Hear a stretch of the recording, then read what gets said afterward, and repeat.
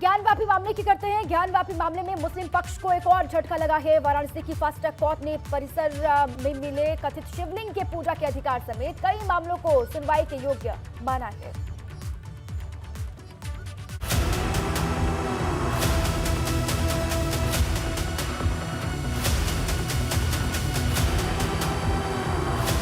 Gyanvapi case में Varanasi court से मुस्लिम पक्ष को एक और झटका लगा है। कोर्ट ने माना है कि पोषणीयता का मामला सुनवाई योग्य है, यानी अब इस मामले में भी सुनवाई होगी और भविष्य में कोई नतीजा निकलेगा। आज जो है मुकदमा चलने का मार्ग प्रशस्त हो गया, मतलब मुकदमा चलेगा। मतलब ये जो उनका मांग था कि पूजा स्थल विधेयक 91 जो पास हुआ है, भारतीय संविधान ने भारतीय संसद ने जो पारित किया है, उसके लाइट में ये मुकदमा मेंटेनेबल नहीं है, ये बार करता है। तो ऑनरेबल कोर्ट ने इस बिंदु पे इस चीज़ को खारिज कर दिया और कहा है कि ये जो मुकदमा है सुनवाई योग्य है। आपका Order 7 Rule 11 यानी मेंटेनेबिलिटी की जो एप्लीकेशन है उसको उसमें कोई आधार नहीं है, ये मुकदमा प्रोसीड करेगा। तो जो मुकदमे के अगले स्टेप्स होते हैं, इशू बनेगा, तनकीद बनेगा, वाद बिंदु बनेगा, बहस होगी। इस मामले की सुनवाई बीते 14 नवंबर को सिविल जज सीनियर डिवीजन महेंद्र कुमार पांडे की अदालत ने की थी। तब फैसले को सुरक्षित रख लिया गया था और अब जब फैसला आया तो मुस्लिम पक्ष को चुप गया।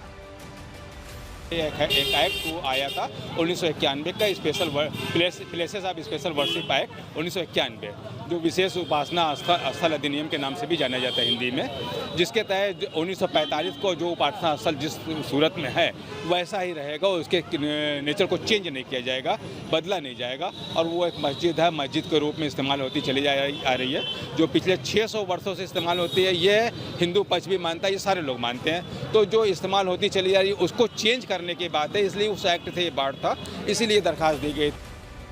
दरअसल मुस्लिम पक्ष की तरफ से जोर देकर कहा गया था कि ज्ञानवापी मामले में हिंदू पक्ष की याचिका पर सुनवाई नहीं होनी चाहिए, लेकिन कोर्ट ने साफ कर दिया है कि इस याचिका पर सुनवाई संभव है। इसी वजह से मुस्लिम पक्ष की याचिका को खारिज किया गया है।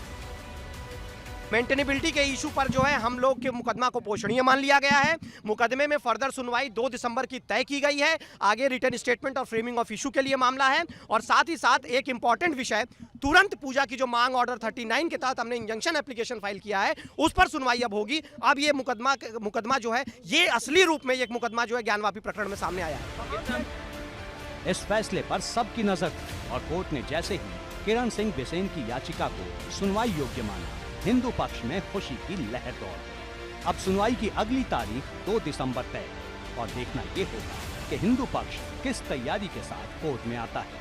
दरअसल सुनवाई के दौरान हिंदू पक्ष की तरफ से 4 प्रमुख मांगे रखी गई थी। इसमें भगवान आदि विश्वेश्वर शंभु विराजमान की नियमित पूजा प्रारंभ करना, संपूर्ण ज्ञानवापी परिसर में मुसलमानों का प्रवेश प्रतिबंधित करना, संपूर्ण ज्ञानवापी परिसर हिंदुओं को देना और मंदिर के ऊपर बने विवादित ढांचे को हटाने की मांग की गई थी। अब इन मांगों को माना जाता है या नहीं, ये आने वाले दिनों में सुनवाई के बाद साफ होगा। लेकिन हिंदू पक्ष के लिए राहत की बात यह है कि कोर्ट इस मामले में अब सुनवाई करने जा रहा है। मुस्लिम पक्ष चाहता था कि सुनवाई ना हो, लेकिन उसकी मांग को खारिज कर दिया गया है।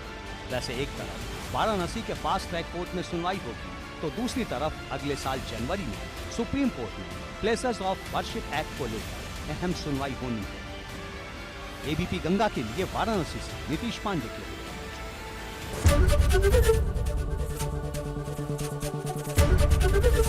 एबीपी गंगा, खबर आपकी, जुबान आपकी।